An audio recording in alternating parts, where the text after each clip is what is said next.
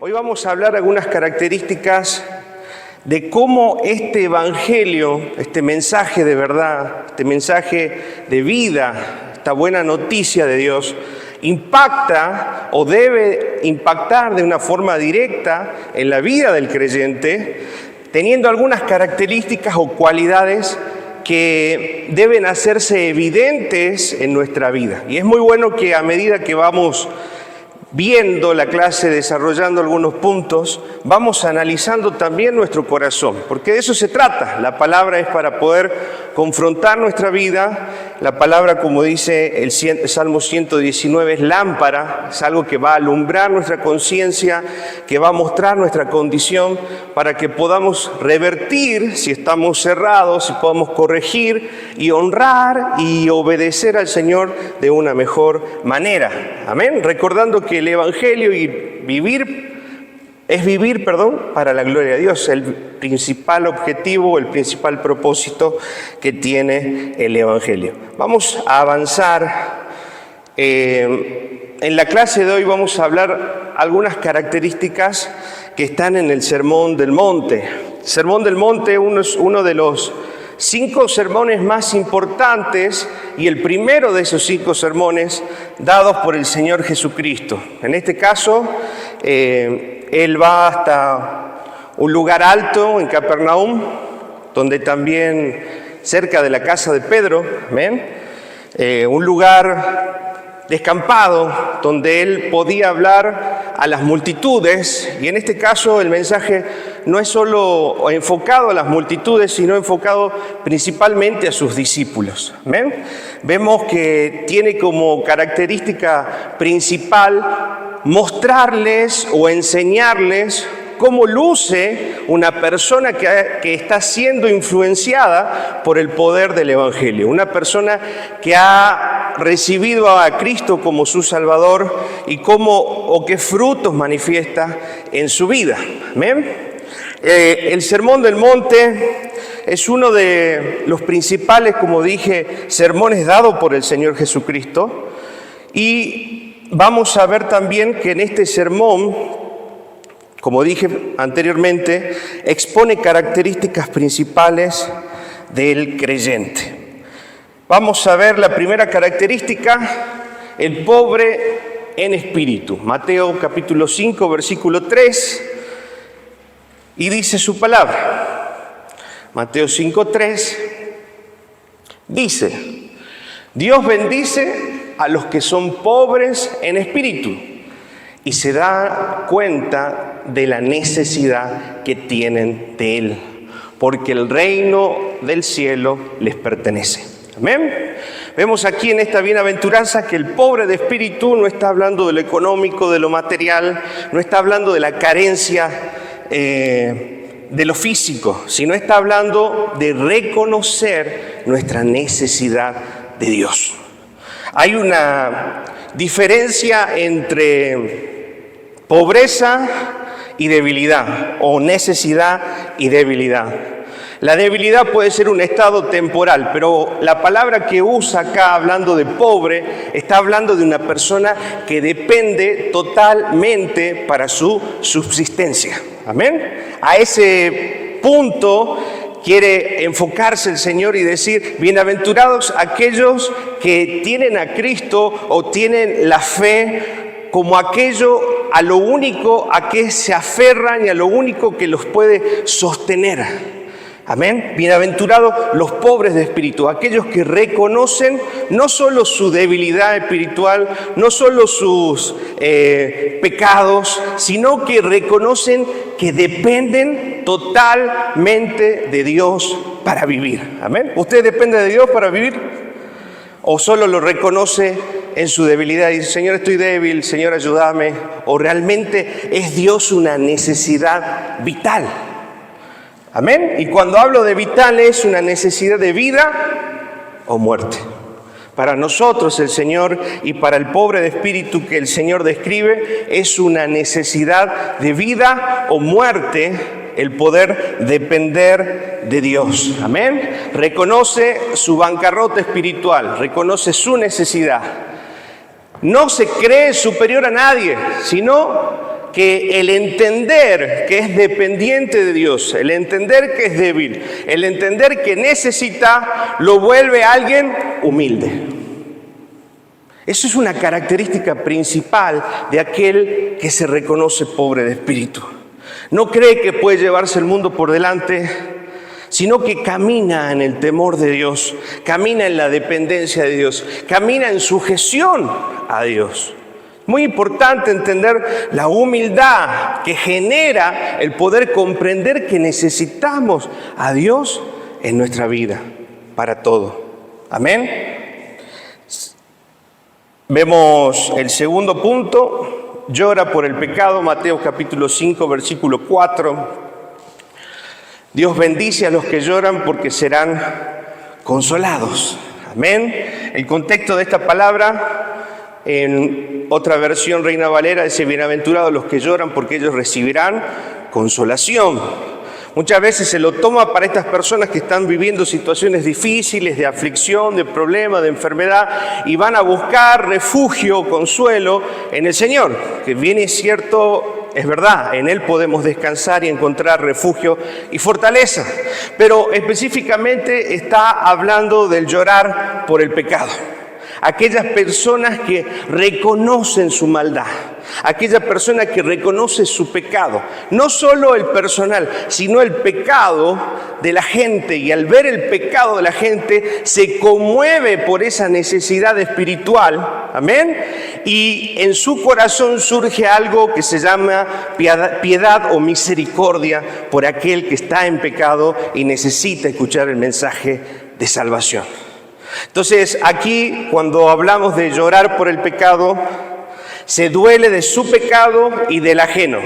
Tiene un corazón contrito como el de Cristo sobre Jerusalén. Amén. Ahí puse Lucas, si podemos leerlo, capítulo 19, versículo 41 al 44, cómo el Señor Jesús también fue conmovido a misericordia por este pueblo. Y al acercarse a Jerusalén, Jesús vio la ciudad delante de él y comenzó ¿a qué? A llorar.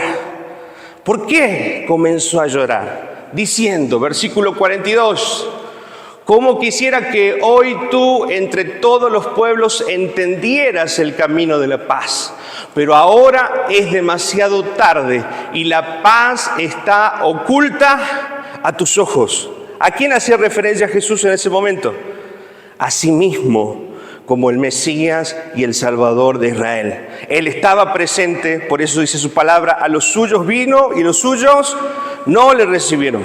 Él estaba presente en ese pueblo, Él vino específicamente a salvar a su pueblo, pero ellos no lo podían ver, estaba oculto a sus ojos. Versículo 43.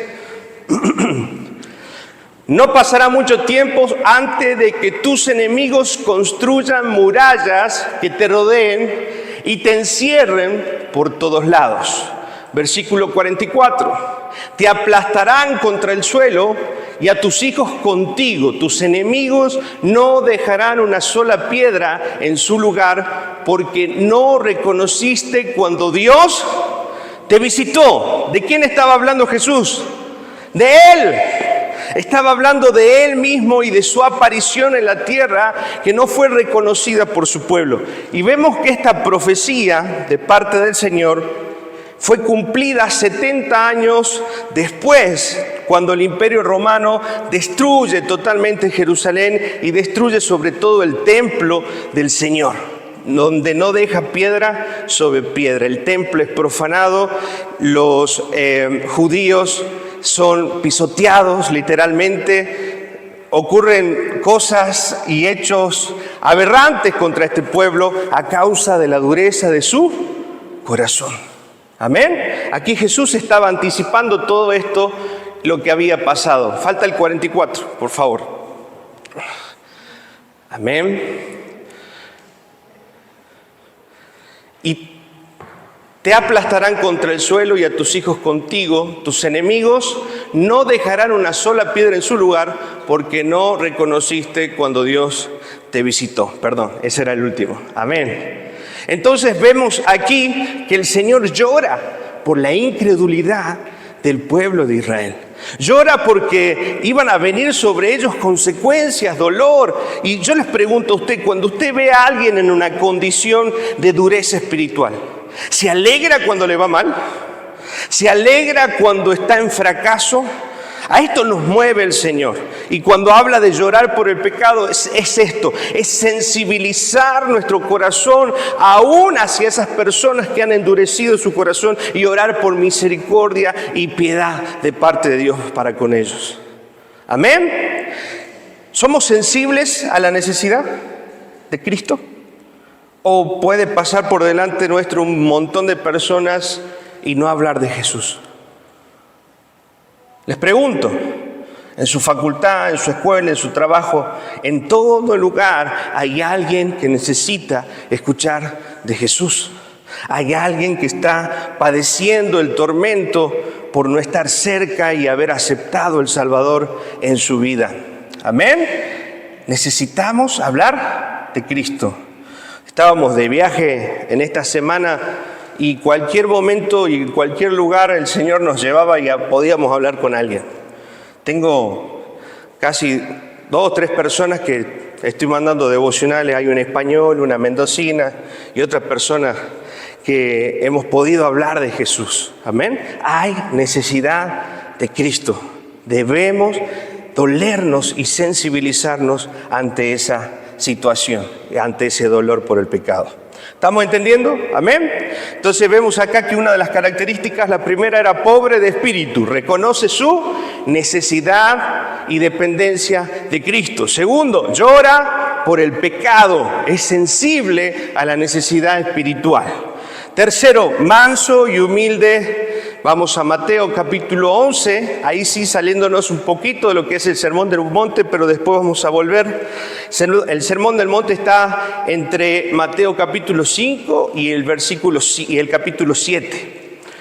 Y aquí nos dice Mateo 11, 29, pónganse mi yugo, déjenme enseñarles, porque yo soy humilde y tierno de corazón, y encontrarán descanso para el alma. Miren qué hermoso lo que nos dice el Señor. Amén. Soy manso, soy tierno, soy humilde, y encontrarán descanso para sus almas. Aquí vemos, si querés poner la versión Reina Valera, por favor. Aquel entonces que está siendo impactado por el Evangelio va a ser una persona que refleja la característica de mansedumbre y humildad en el corazón. ¿Qué es la mansedumbre? Es un fruto del Espíritu, es la capacidad de poder soportar y la capacidad de poder tener bajo el dominio propio las emociones y el corazón. Entonces, aquí el Señor está hablando que una de esas características principales de un hombre, de una mujer que está siendo impactada por el Evangelio es su humildad y su mansedumbre. También hablando de que al ser humilde no busca imponerse, no busca lucirse, no busca un lugar de protagonismo en el servicio o en cualquier lugar, sino es una persona que está dispuesta a servir. Es una persona que está dispuesta a dar su tiempo, a dar su vida, a entregar su corazón. No busca el brillar. Amén. Eso es una característica del verdadero creyente, es una característica de alguien que realmente el efecto del Evangelio está haciendo en él algo. Amén. Y ese algo es poder buscar servir y no lucirnos en lo que estamos haciendo para Él. Amén. ¿Estamos buscando servir o estamos buscando lucir? Les pregunto hoy. Amén. Nuestro corazón debe estar arraigado a este principio. No es polémico ni busca ganar discusiones. Esa es otra característica del humilde. Es alguien que entiende en su corazón que tiene el dominio propio de Dios y cuando se ve confrontado o se ve en una situación de conflicto, no responde de la misma manera, sino que puede sujetar sus emociones y no busca siempre tener la razón. A veces el cristiano, aquel que es un hombre, una mujer sabia, dice la palabra que pasa por alto la ofensa. ¿Se da cuenta? Entonces aquel que es cristiano, aquel que realmente está siendo impactado por el Evangelio, es una persona sabia que va a dejar pasar por alto la ofensa. Va a hacer como que eso no lo escuchó. No es movido rápidamente por la reacción de la carne o el enojo, sino es alguien que tiene control y dominio sobre sí. Mire lo que dice 2 de Timoteo, capítulo 2, versículo 24. ¿Se escucha ahí, verdad? Amén. ¿Qué dice? Un siervo del Señor no debe andar peleando, sino que debe ser bondadoso con todos, capaz de enseñar y paciente con las personas difíciles. Amén. Ahí vemos esa característica de mansedumbre, esa característica de poder pacificar en vez de poder avivar el fuego, sino de traer paz, de consolidar la unidad y no la división dentro del pueblo. Bien, otra característica entonces, seguimos viendo, es misericordioso. Mire lo que dice Mateo capítulo 5, versículo 7. Mateo 5, 7. Dios bendice a los compasivos porque serán tratados con compasión. Otra característica de aquel hombre impactado por el Evangelio es que tiene un corazón compasivo, un corazón que es misericordioso, un corazón que ve la necesidad, que ayuda y que también perdona y no condena. Amén. Otra característica que vemos también es Mateo 5:9, pacificadores. Mire todas estas características que tienen que estar en nosotros. No sé si usted se está comparando con lo que vamos leyendo y vamos entendiendo, o está buscando con quién encaja. Esto le falta a aquel, esto le falta a aquel. No, yo estoy bien. No, todos tenemos algo que seguir puliendo en nuestro corazón. Dios dice, Dios bendice a los que procuran la paz, porque serán llamados hijos de Dios. Aquellos que han sido impactados entonces por el Evangelio van a procurar la paz, van a procurar la unidad, van a procurar el perdón, van a procurar sobre todas las cosas que se manifieste en ellos el amor del Señor. Amén. Pacificadores.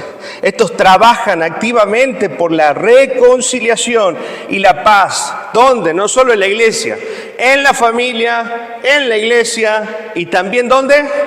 En la sociedad, en el trabajo, en el lugar de influencia donde el Señor nos ha puesto. Es alguien que no está buscando pleito, no está buscando conflicto. Y si lo hay, busca la paz. ¿Amén? ¿Se está ubicando? ¿Está entendiendo? ¿Cuántos necesitan mejorar ahí, en la pacificación? Amén. Amén. Sí, tenemos que ver, analizar nuestro corazón. Siguiente punto, vive el perdón. Mateo capítulo 5, versículo 23 y 24. Por lo tanto, si presentas una ofrenda en el altar del templo y de pronto recuerdas que alguien tiene algo contra ti, versículo 24, deja la ofrenda allí en el altar, anda y reconcíliate con esa persona, luego ven y presenta tu ofrenda a Dios. Mire lo que dice, ¿no? Entendemos, y en la traducción de servicio, si vemos en Deuteronomio, hay una parte donde dice qué desea o qué quiere Jehová, su Dios, de su pueblo. Y una parte dice que amen al Señor y que le sirvan con todo el corazón, entre otras cosas. Amén. Y que le sirvan y que adoren, con todo su corazón. Y adorar, la traducción es servir. El servicio es una forma de adoración. No solo adoramos levantando las manos y sintiendo la presencia de Dios, que es algo hermoso, precioso, poder experimentar el fuego de Dios, poder experimentar esa pasión en nuestros corazones que nos enciende y nos anima a seguir creyendo y caminando en la fe, sino que aquel que está viviendo en el Señor es alguien que va a buscar con todas sus fuerzas poder agradar a Dios en todo lo que hace, incluyendo el servicio. Y si sabe que tiene algún conflicto, lo va a ir a resolver para después seguir trabajando o haciendo lo que tiene que hacer para Dios. Amén.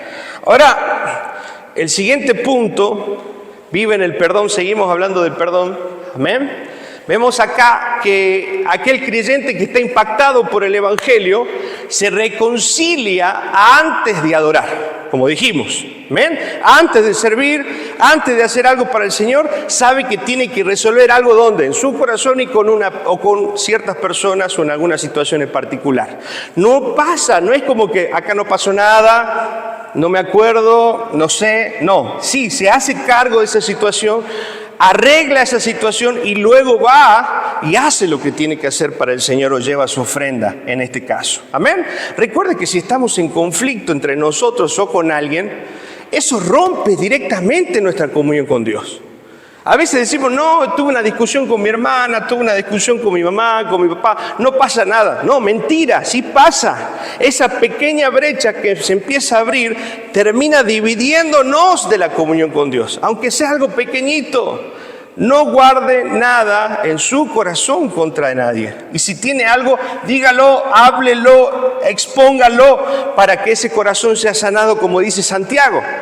Que confesemos nuestras faltas los unos a los otros y oremos los unos por los otros para ser sanados. Amén. ¿Qué pasa? Que la iglesia, al pasar por alto el enojo, al pasar por alto algunas cosas, y no, acá no pasa nada, o hacemos como que no pasó nada, permitimos que ese dolor, que ese enojo, que esa amargura empiece a crecer en nuestros corazones, rompa primeramente nuestra comunión con Dios y después de romper nuestra comunión con Dios empezamos a romper la comunión con el cuerpo. Entonces ya me peleo con el hermano, me peleo con aquel, me peleo sirviendo, me peleo allá, me peleo allá. Y dice, ¿qué me está pasando? Y todo empezó en una pequeña discusión que no supimos resolver o reconocer. Amén. Vemos también, y lo puse ahí abajo, sí, obramos para la reconciliación, no guarda rencor, ama adecuadamente o incluso perdona a sus enemigos. Vamos a ir a Mateo capítulo 5, versículo 46 y 47. Que esto es muy desafiante de parte del Señor en este caso. Amén. Si solo amamos a quienes te aman, ¿qué recompensa hay por eso? Hasta los corruptos cobradores de impuestos hacen lo mismo. Versículo 47. Si eres amable solo con tus amigos, ¿en qué te diferencias de cualquier otro? Hasta los paganos hacen lo mismo. Amén. Versículo 47 y hasta el 47. Amén. Vemos ahí que también el Señor nos está desafiando a amar no solo a aquellos con los que nos llevamos bien, no a aquellos que de alguna manera tenemos empatía o tenemos cierta cercanía, sino también con el enemigo, aquel que nos ha hecho daño, aquel que nos ha ido en contra nuestro en algún momento. Y esto es bastante difícil, pero aún supera la ley de Moisés, porque hasta la ley de Moisés se podía de alguna manera, si me hicieron daño, puedo y repongo ese daño con mi justicia propia. Pero acá el Señor nos está llevando a abandonar nuestra justicia y a confiar totalmente en la justicia del Señor, entendiendo que Dios, amén, va a ser quien nos defienda, va a ser quien juzgue por nosotros y quien sea nuestro abogado. Amén. Entonces, nos lleva a no tener en nuestro corazón odio, resentimiento, rencor contra esa persona. Ahora, por eso agregué ahí, pero ¿cuál es el límite? Entonces, si me hace de vuelta lo mismo y sigue manteniéndose en ese pecado o en esa actitud pecaminosa que me está haciendo daño y está dividiendo al cuerpo, ¿qué tengo que hacer? ¿Seguir perdonando y hacer como que no pasa nada? ¿Qué piensa usted? ¿Dónde está el límite? Si bien el Señor dice 70 veces 7 debemos perdonar. ¿Amén? Ahora, si bien el perdón también significa restaurar las relaciones, pero hay situaciones en las cuales hay, o de la otra parte, primero, o no quieren restaurar o siguen cayendo en el mismo conflicto, en el mismo pecado y en la misma situación. ¿Qué nos dice el Señor sobre eso? Mire lo que dice, 2 de Timoteo, capítulo 3, versículo 6 y 7.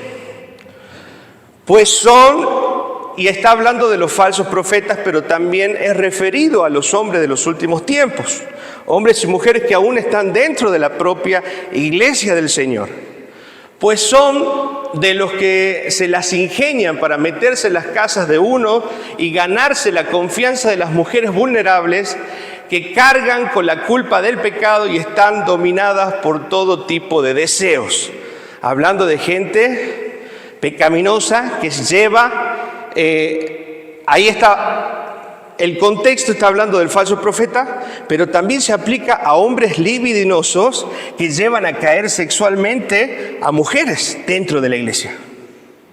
Amén. Y otro contexto que se toma en esa traducción es hablar de apostasía o hablar de otras doctrinas que confunden a la iglesia.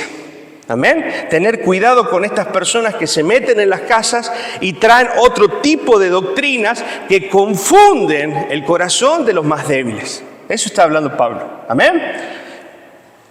Dichas mujeres siempre van detrás de las nuevas enseñanzas, ahí lo aclara, pero jamás logran entender la verdad.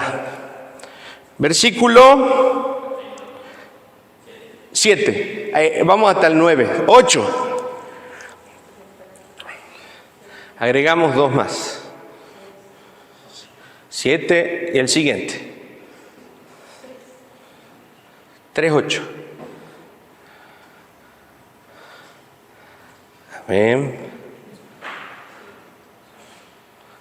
Entonces, maestros se oponen a la verdad, tal como Janes y Jambres, que se opusieron a Moisés, tienen la mente depravada y una fe falsa. Está hablando de hermanos dentro de la iglesia que generan divisiones a causa de la doctrina o malas enseñanzas. Versículo 9.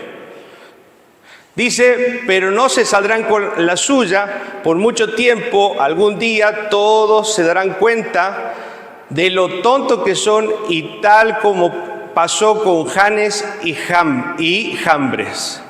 Amén. Dejamos ahí.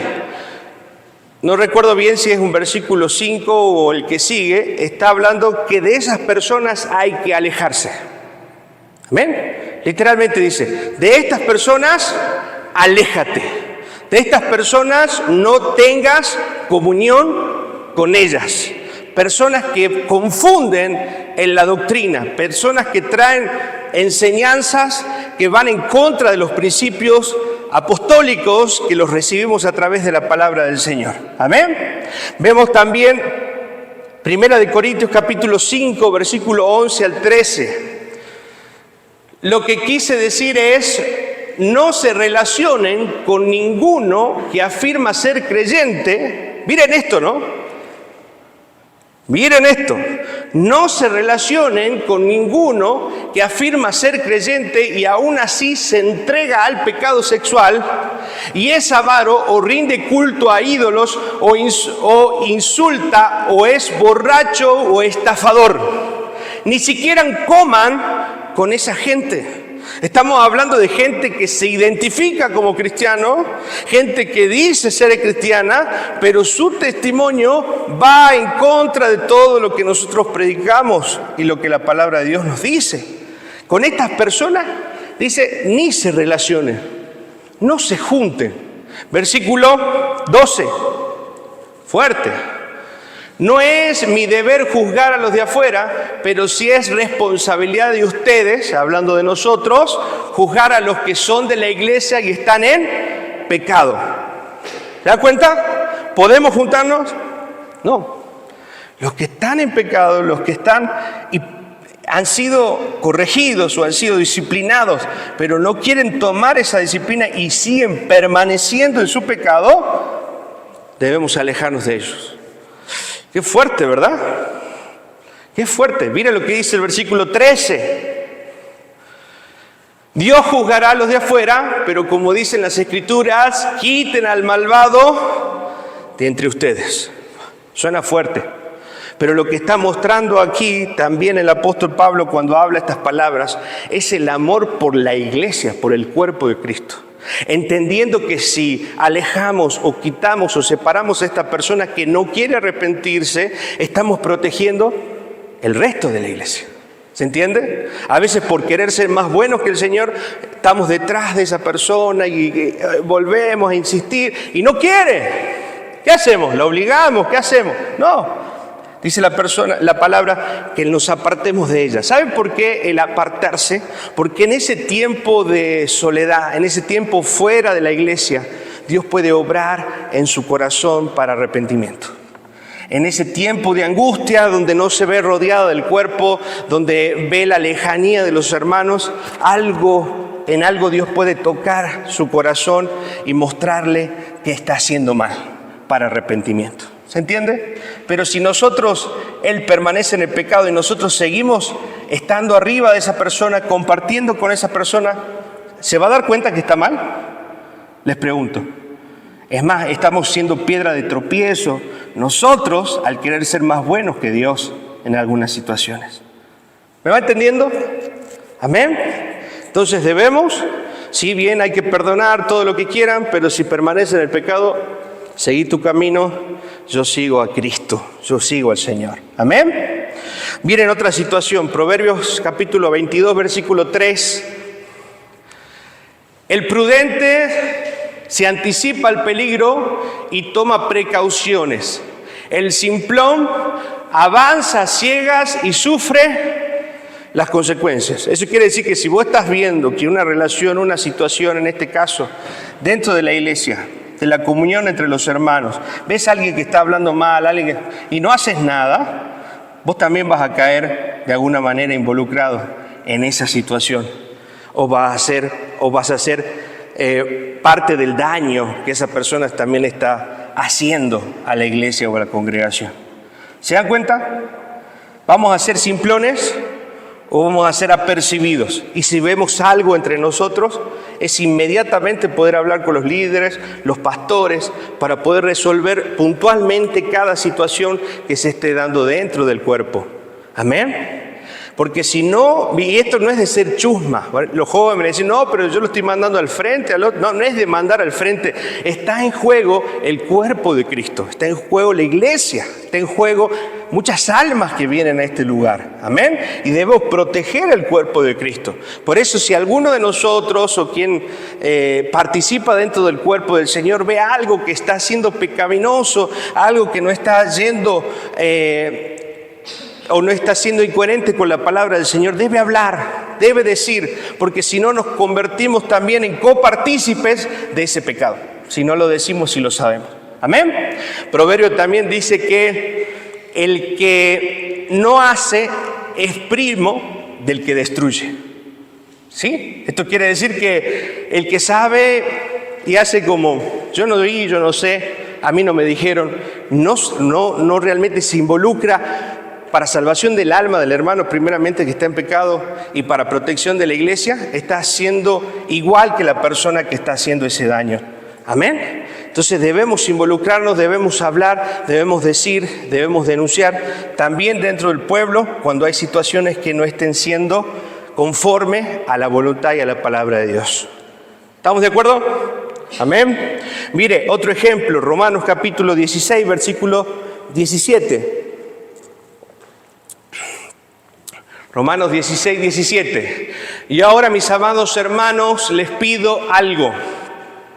Tengan cuidado con los que causan divisiones y trastornan la fe de los creyentes al enseñar cosas que van en contra de lo que a ustedes se les enseñaron. Manténganse cerca de ellos, dice. Júntense, tomen mate. Tengan grupos de WhatsApp.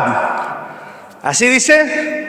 Manténganse lejos de ellos, porque están perseverando en ese pecado, que está yendo en contra de la unidad de la iglesia y está destruyendo el cuerpo de Cristo.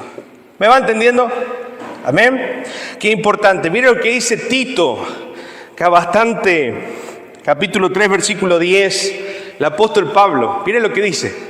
Si entre ustedes hay divisiones, hay individuos, que causan divisiones, dales una primera y una segunda advertencia.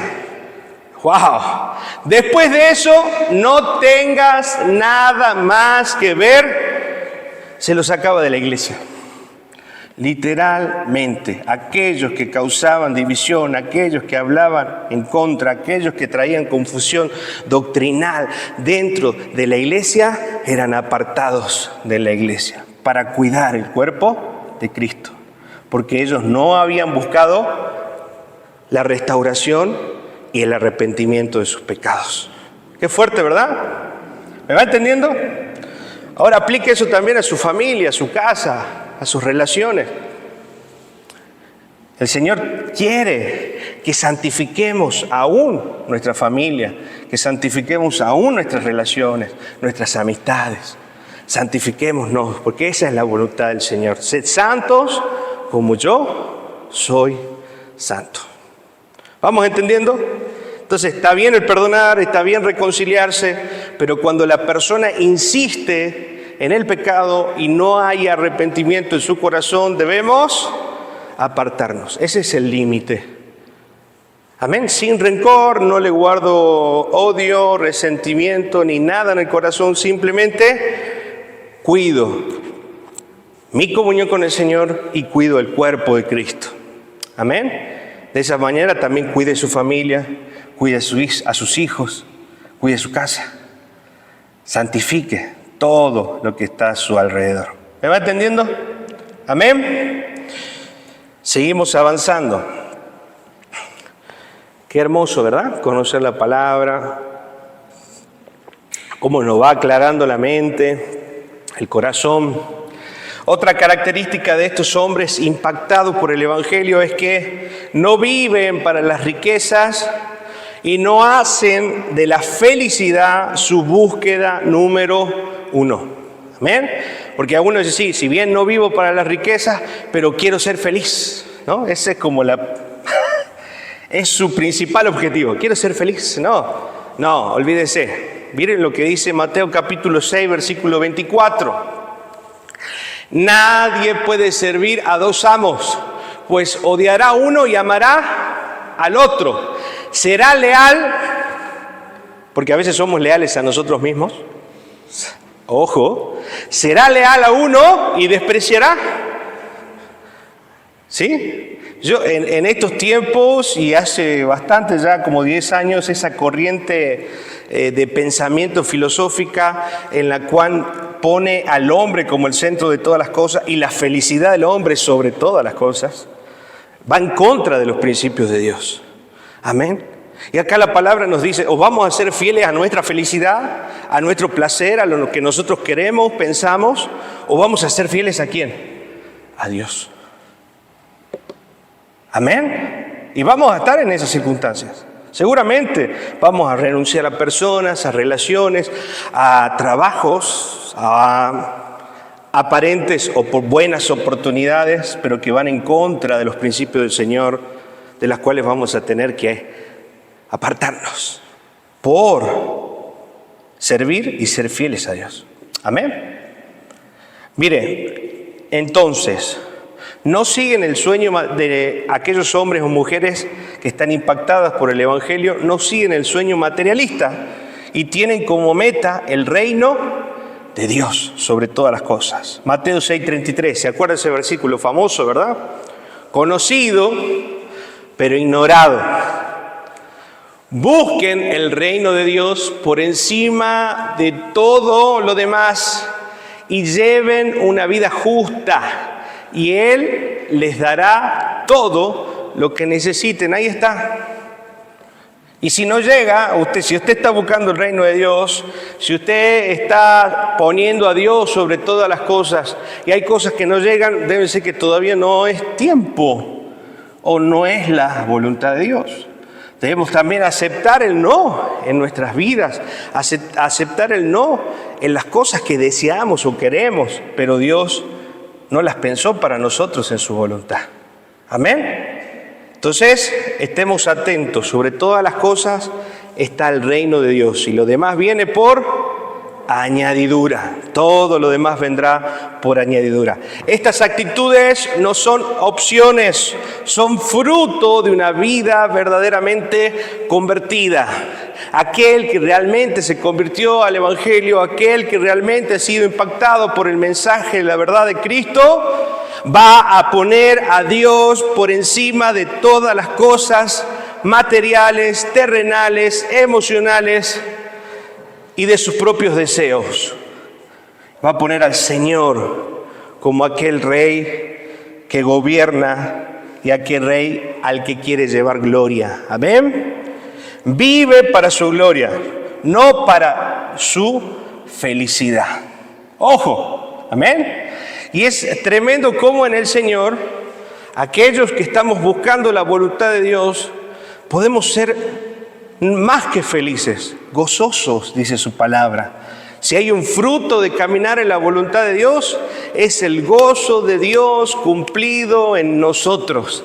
Es el gozo de Dios satisfaciendo todas nuestras necesidades. Amén. Recuerde que no debemos hacer las cosas por necesidad o carencia. Nosotros no nos movemos por necesidad, nos movemos por propósitos. Amén. Sepa eso. Cuando tome un trabajo, no lo tome por necesidad, sino pregúntele al Señor cuál es tu propósito. Cuando esté poniendo los ojos en un hombre o en una mujer para formar su familia, no ponga los ojos por necesidad o por lo que le gusta o no le gusta de esa persona. Ponga sus ojos en cuál es el propósito de Dios en esa relación que debe glorificar el nombre de Cristo.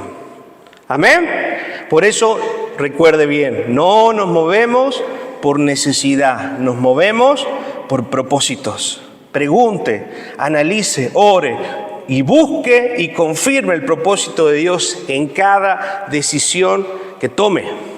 Amén. Ahora, estas actitudes, como dijimos, no son opcionales, sino que van a ser el fruto del verdadero convertido o el verdadero hombre o mujer que ha sido impactado por el poder de Dios. Seguimos a la siguiente diapositiva. Con esta vamos terminando. Este hombre y esta mujer de Dios que ha sido impactado por el Evangelio reconoce que el Evangelio apunta a la vida venidera y no al presente. Amén. Entonces, él tiene enfocada su mente y su corazón en la vida eterna, no en alcanzar hoy en la vida terrenal o en la vida natural el gozo pleno. No, él entiende que el gozo pleno lo va a poder cumplir en la eternidad y sabe que va a vivir aflicciones en esta tierra. Segunda de Corintios capítulo 5 versículo 15. El apóstol Pablo nos dice, Él murió por todos para que todos los que reciben la nueva vida de Cristo ya no vivan más para sí. ¿Se da cuenta? Ya no vivimos para quién. Para mi gusto, para mi deseo, para mi placer, ni para mi felicidad. Ya no vivimos más para nosotros mismos. Más bien, vivirán para Cristo, quien murió y resucitó por ellos. Ese es el propósito. Esa es la verdadera intención por la que hoy vivimos, o debe ser Cristo. Amén. Ya no vivimos para ser felices, ya no vivimos para lograrnos en una profesión o para tener un gran ministerio. Esas son cosas que vendrán por añadidura si el Señor las permite y quiere en nuestras vidas. Pero nuestro primer propósito es vivir para Cristo, para la gloria de Dios. Ya no se trata de nuestra felicidad, sino de su gloria. Amén. Por eso decimos que el hombre y la mujer de Dios renuncia a sí mismo, a todos sus planes, deseos, objetivos. Y ahora dice, Señor, sobre todas las cosas sea tu voluntad sobre mi vida, sobre lo que yo quiero. Amén.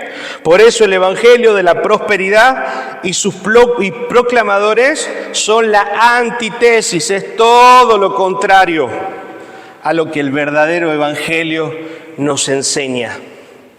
Amén.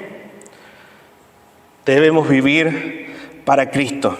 Y si realmente el mensaje del Evangelio ha impactado en nuestro corazón y en nuestra mente, y Dios está obrando en esa transformación profunda, debe manifestarse con evidencias visibles de que Dios está en nuestra vida y está obrando en nosotros. Amén. Recordemos entonces, para terminar, aquel que ha sido impactado por el Evangelio va a manifestar que es un pobre de espíritu, ¿sí?